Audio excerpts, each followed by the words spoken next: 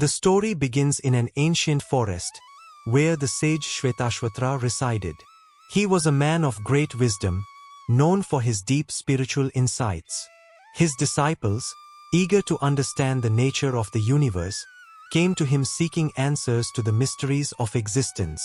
One day, as the disciples gathered around the sage, they posed a question that had troubled their hearts. "O revered teacher, we have heard many teachings about creation, the world, and time. We seek to understand how all of this comes into being, how it is sustained, and how it ultimately dissolves. Is there an underlying force, a divine presence, that governs the eternal flow of time?" The sage looked at them with compassion and began his discourse.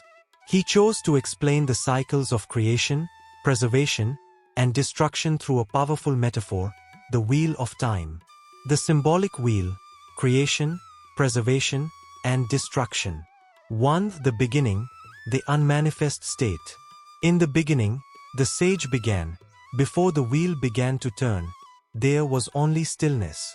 In this stillness, the universe was unmanifest, hidden in the womb of Brahman, the Supreme Being. Everything that exists, has ever existed, and will exist was contained in that singular, infinite potential. There was no time, no space, only the unchanging presence of Brahman, which is beyond all concepts. He paused, allowing the disciples to grasp the magnitude of this silence, before continuing. From this stillness arose the first turn of the wheel. It represents the unfolding of creation, the moment when the divine will of Brahman set the universe into motion. At this point, the cosmic elements were born. Light and darkness, space and time, earth, water, fire, and air, all these forces emerged from Brahman. They began to move and interact, weaving together the fabric of the universe. 2. The turning, the cycle of preservation.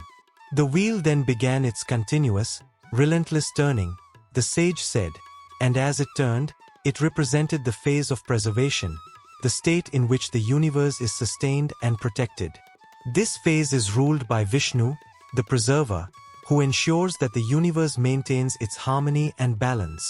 Everything within the universe is sustained through the forces of nature and cosmic law, dharma.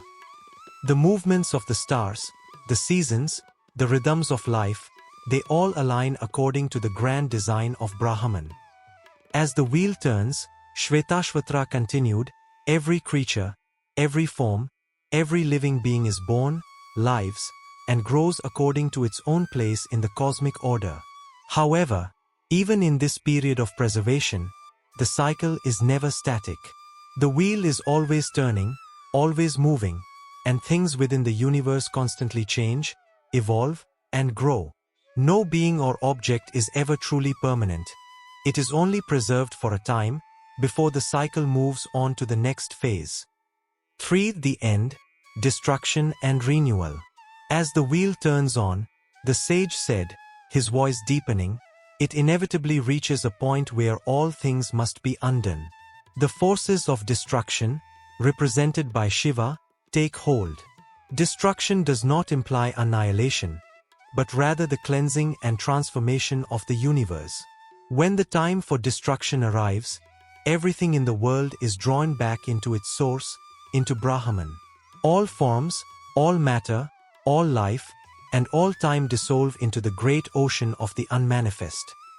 The disciples listened intently as the sage described the end of the cosmic cycle. Even though this destruction may seem fearful or tragic, it is actually an essential part of the cycle. Just as a farmer plows the field and prepares it for a new harvest, the destruction is necessary to clear away the old and make room for the new. Without destruction, there would be no space for the universe to be reborn. The sage smiled and continued. When the time comes for dissolution, the universe enters into a deep sleep, a state of rest. All of creation, preservation, and destruction merge back into Brahman, where time itself ceases to exist. In this state, the universe is unmanifest, waiting in potential to begin again when the wheel turns once more. The endless cycle, samsara and liberation. The turning wheel, then, Shvetashvatara concluded, represents the eternal cycle of samsara, the cycle of birth, life, death, and rebirth that governs all beings.